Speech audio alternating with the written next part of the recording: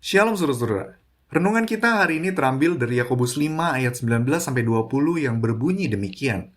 Saudara-saudaraku, jika ada di antara kamu yang menyimpang dari kebenaran dan ada seorang yang membuat dia berbalik, ketahuilah bahwa barang siapa membuat orang berdosa berbalik dari jalan yang sesat, ia akan menyelamatkan jiwa orang itu dari maut dan menutupi banyak dosa.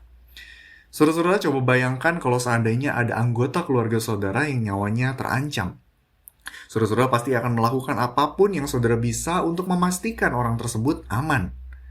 Saudara-saudara punya banyak kesibukan dan banyak agenda, tetapi karena saudara tahu orang-orang yang tidak aman ini adalah bagian dari keluarga, dan ini berurusan dengan nyawa, maka saya yakin saudara pasti akan tergerak untuk memberikan bantuan dalam bentuk apapun. Seperti halnya di dalam keluarga, di dalam komunitas orang percaya, Yakobus juga menemukan bahwa ada banyak orang yang justru berdiri di jalan yang salah. Selama ini kita sudah belajar banyak dari surat Yakobus dan kita menemukan ada begitu banyak isu di dalam komunitas ini. Seperti pemakaian lidah, kecemburuan, hasrat akan status sosial dengan mengorbankan saudara-saudari seiman, perselisihan, dan bahkan ajaran-ajaran yang menyimpang. Bagi Yakobus, karena iman itu tidak cuma berbicara soal pengetahuan tetapi juga perbuatan, orang-orang yang mulai berjalan menjauhi kebenaran Injil membutuhkan komunitas yang bisa saling mengoreksi.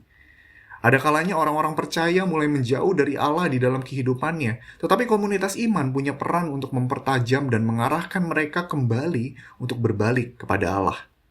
Isu ini tentu jadi masalah serius karena perkara iman dan perbuatan selalu terkait dengan status orang-orang percaya di hadapan Allah. Kenapa kita sebagai orang percaya harus melakukan itu? Karena sama seperti keluarga, di dalam komunitas iman kita diikat di dalam kasih Kristus. Kita tidak datang dan berkomunitas di dalam gereja hanya untuk memenuhi tabungan perbuatan baik kita. Kita ditempatkan di dalam sebuah komunitas iman untuk saling mempertajam, menguatkan, menghibur, mengasihi, mendorong, dan menjadi sarana pertumbuhan buat orang-orang lain di dalam komunitas tersebut. Seperti gambaran di gereja mula-mula, kita saling memiliki, bukannya hidup sendiri-sendiri. Maka ketika kita melihat ada saudara atau saudari kita yang terancam, apalagi secara spiritual, Allah rindu kita menolong mereka untuk berbalik kepada Allah. Tentu kita melakukannya tidak dengan menggurui, karena kita pun bisa jadi salah. Kita harus berlaku seperti sesama murid yang belajar.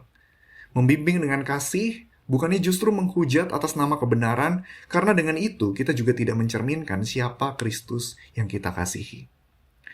Saudara-saudara, gereja adalah tempat di mana sinar Injil Tuhan hidup dan diberitakan.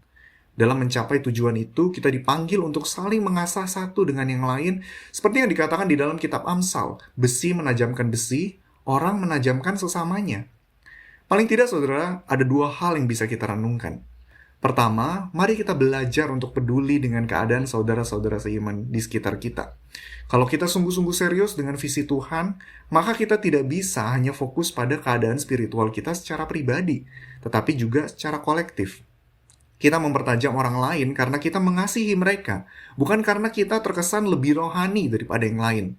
Perilaku ini juga akan menunjukkan bahwa kita serius dengan iman kita. Kedua, saudara, ambil kesempatan untuk berkomunitas dengan maksimal. Gereja menyediakan komunitas, baik itu dalam lingkup besar maupun kecil.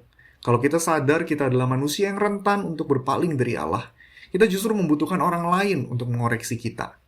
Dengan perenungan ini, di dalam kuat kuasa Roh Kudus, maka gereja akan sungguh-sungguh hidup sebagai komunitas yang merefleksikan Allah Tritunggal yang indah.